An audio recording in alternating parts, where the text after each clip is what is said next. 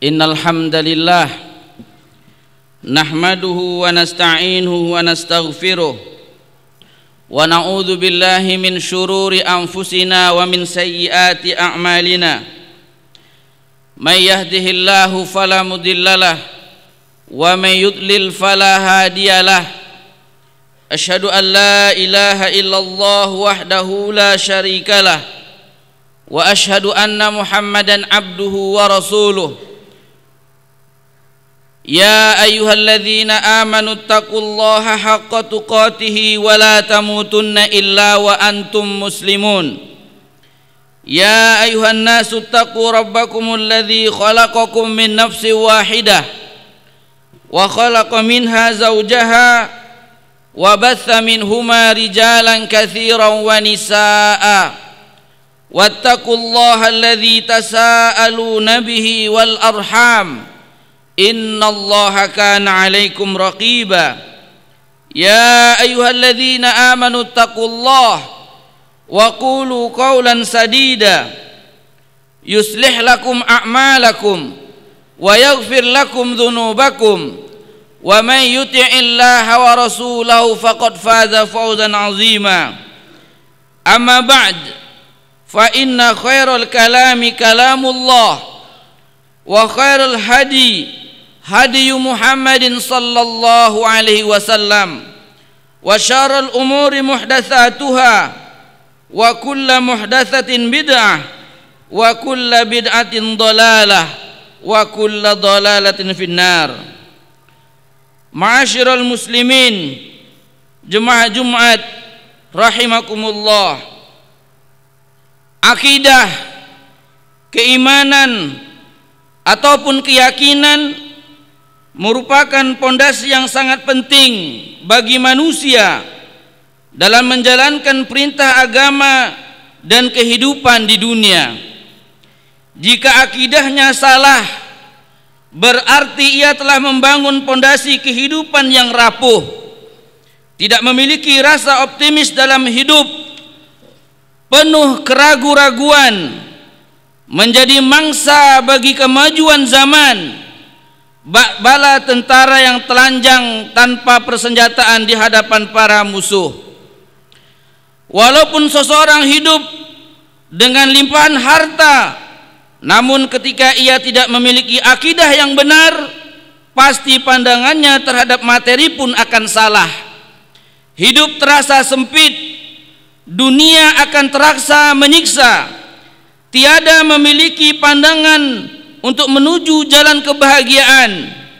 Ingin terbebas dari segala beban yang menghimpit, ia pun ingin mengakhiri hidup walaupun dengan cara bunuh diri, sebagaimana yang terjadi pada banyak kasus dari orang-orang yang enggan untuk mempelajari agama dan meluruskan akidahnya. Begitu juga dengan kehidupan masyarakat. Jikalau mereka tidak dibimbing dengan kaedah-kaedah dan prinsip-prinsip akidah yang benar, maka tentu kehidupan mereka bagaikan masyarakat hewani yang hidup tanpa bimbingan dan aturan. Maka ketika itu akan terjadi kerusakan yang tidak akan dapat dikendalikan. Maka sesungguhnya bimbingan akidah sahihah tidak bisa dipisahkan dari kekuatan materi. Jika itu dilakukan dengan menyelewengkan kepada akidah yang salah, maka kekuatan materi akan menjadi robot penghancur dan perusak, sebagaimana yang telah terjadi pada negara-negara kafir yang memiliki materi yang hebat tetapi tidak memiliki akidah yang benar. Namun jika seseorang memiliki akidah yang benar, berarti ia telah membangun pondasi kehidupan yang kokoh, hidup penuh optimis dan keyakinan, tidak menjadi korban terhadap fitnah zaman, bagaikan pasukan berkuda yang gagah perkasa siap hadapi musuh, ibarat tembok benteng kokoh yang tak akan pernah roboh. Dan tidaklah berguna keyakinan dan keimanan seseorang jikalau tidak dapat memberikan pengaruh dalam kehidupannya berupa perbuatan anggota tubuh serta tunduk dan patuh terhadap tuntunan-tuntunan dasar keimanan. Maka akidah yang benar merupakan dasar terpenting dalam agama, dan ia merupakan syarat sah diterimanya amalan seseorang. Allah tabaraka wa ta'ala berfirman, "Faman kana yarju liqa'a rabbih falyamal amalan salihan wa la yusyrik bi'ibadati rabbih ahada." Barang siapa mengharap perjumpaan dengan Tuhannya, maka hendaklah ia mengerjakan amal yang saleh, dan janganlah ia mempersekutukan seorang pun dalam beribadah kepada Tuhannya. Maka seorang muslim hendaklah menjadikan pondasi hidupnya bersumber dari Al-Quran dan As-Sunnah, dan tetap berpijak di atas landasan dasar-dasar rukun iman.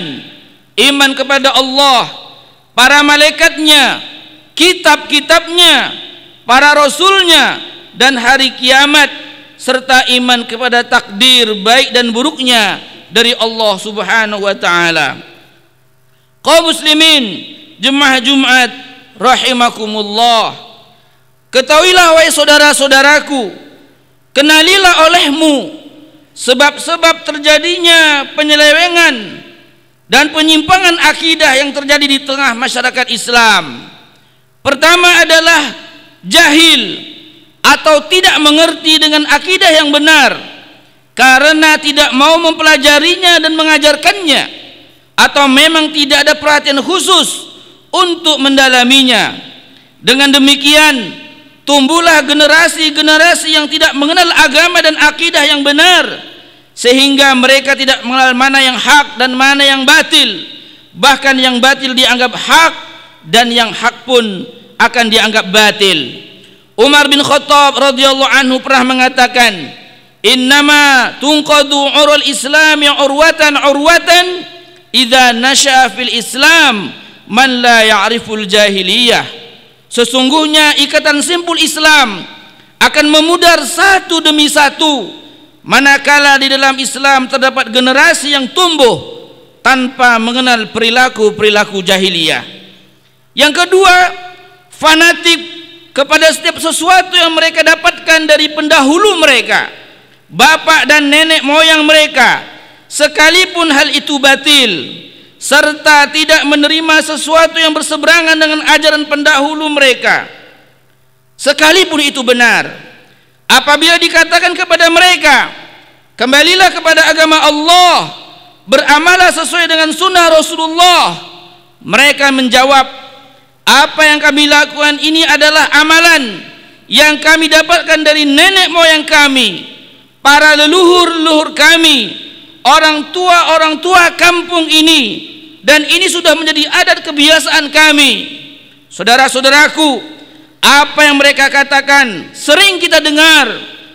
Jawaban yang mereka ucapkan persis dengan apa yang Allah firmankan tentang orang-orang jahiliyah musyrik dahulu. Allah subhanahu wa ta'ala berfirman, "Wa idza qila lahum ta'alu ila ma anzalallah qalu bal nattabi'u ma alfaina alaihi aba'ana awalau kana aba'uhum la yaqiluna syai'aw wa la yahtadun." Dan apabila dikatakan kepada mereka, ikutilah apa yang telah diturunkan Allah, mereka menjawab, tidak, tetapi kami hanya mengikuti apa yang telah kami dapatkan dari perbuatan nenek moyang kami, walaupun nenek moyang mereka tidak mengetahui sesuatu apapun dan tidak mendapat petunjuk. Yang ketiga, taklid buta.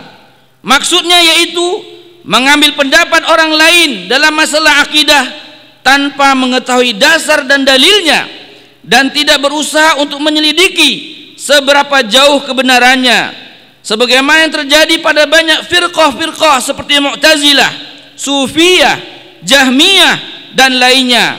Mereka bertaklid kepada pendahulu mereka dari guru-guru dan pemimpin kelompok mereka yang sesat, sehingga mereka pun menjadi sesat jauh dari akidah yang benar.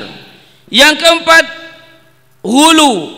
Maksudnya yaitu bersikap berlebih-lebihan dalam mencintai dan menyanjung para wali dan orang-orang soleh, serta mengangkat derajat dan kedudukan mereka di atas yang tidak semestinya, sehingga meyakini pada diri mereka itu ada sesuatu yang tidak mampu dilakukan kecuali hanya Allah, baik berupa mendatangkan manfaat maupun menolak kemudaratan.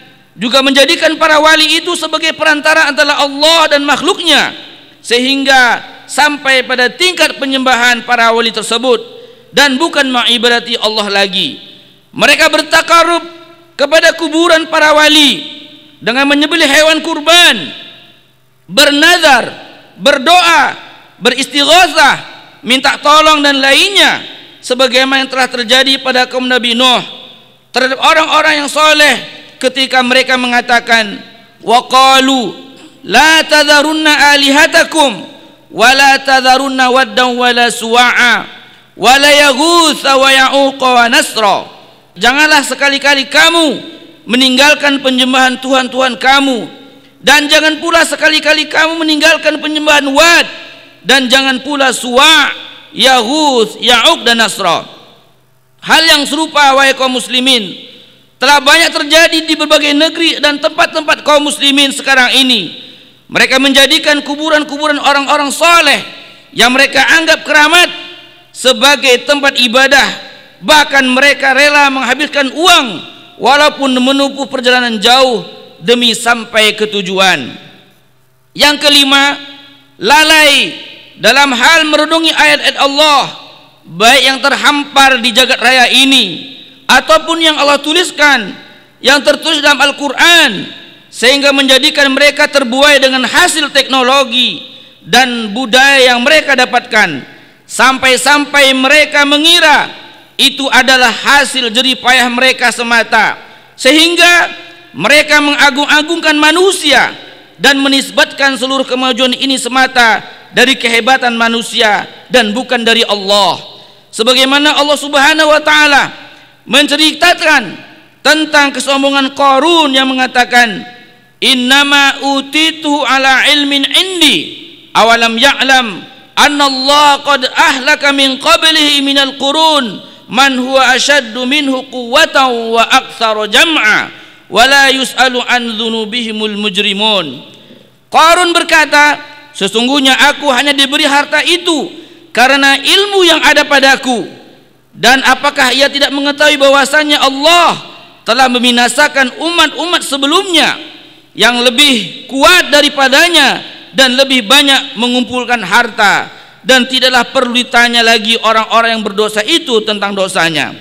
Mereka tidak berpikir dan tidak pula melihat keagungan Allah yang telah menciptakan alam semesta ini dan yang telah menyimpan berbagai keistimewaan di dalamnya, bahkan menciptakan manusia lengkap dengan keahliannya masing-masing guna menemukan keistimewaan-keistimewaan itu dan memfungsikannya untuk kebutuhan manusia. Allah Subhanahu wa taala berfirman, wallahu khalaqakum wa ma ta'malun, dan Allah lah yang telah menciptakan kalian dan apa yang kamu perbuat. Yang keenam, pada umumnya rumah tangga sekarang ini kosong dari pengarahan agama yang benar, yang sesuai dengan Islam. Padahal Rasulullah SAW telah bersabda, kullu mauludin yuladu 'alal fitrah fa abawahu yuhawidanihi au yunasiranihi au yumajjisanihi. Setiap anak yang dilahirkan atas dasar fitrah Islam, maka kedua orang tuanya lah yang membuat menjadinya Yahudi atau Nasrani ataupun Majusi. Maka sesungguhnya orang tua memiliki peran yang sangat besar dalam membina dan mendidik generasi yang paham dengan akidah yang benar. Yang ketujuh, enggannya media pendidikan dan informasi melaksanakan tugasnya dengan benar. Kurikulum pendidikan kebanyakan tidak memberikan perhatian yang cukup terhadap pendidikan agama Islam. Bahkan ada yang memang tidak peduli sama sekali. Sedangkan media informasi, baik media cetak maupun elektronik, berubah menjadi media penghancur dan perusak. Paling tidak hanya memfokuskan kepada hal-hal yang bersifat materi dan komersil serta hiburan-hiburan semata. Tidak memperhatikan hal-hal yang dapat meluruskan moral dan akhlak dan menanamkan akidah serta menerangkan aliran-aliran sesat. Dari sini lahirlah generasi-generasi yang ingin berjuang namun tidak memiliki senjata di hadapan pasukan kekufuran dengan penuh persenjataan lengkap. Barakallahu li wa lakum fil Qur'anil azim wa nafa'ni wa iyyakum bima fihi minal ayati wadh-dhikril hakim. Aqulu ma tasma'un wa astaghfirullah li wa lakum wa lisairil muslimina wal muslimati min kulli dhanbin fastaghfiruh innahu huwal ghafurur rahim.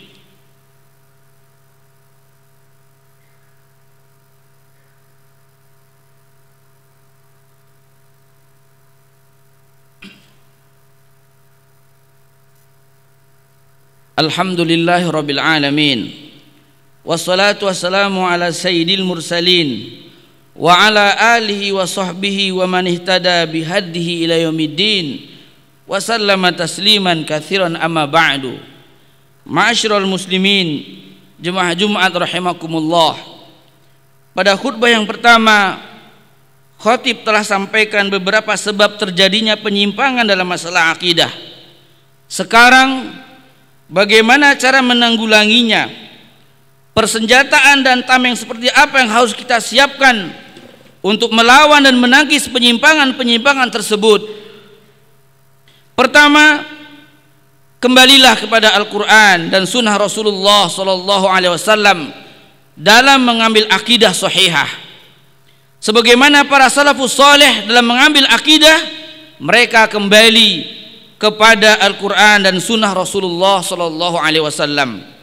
Karena umat ini tidak akan bisa diperbaiki kecuali dengan cara yang telah dilakukan oleh pendahulu umat ini, juga dengan cara mengkaji akidah kelompok-kelompok sesat dan mengenali syubhat-syubhat mereka untuk kemudian kita bantah dan kita waspadai.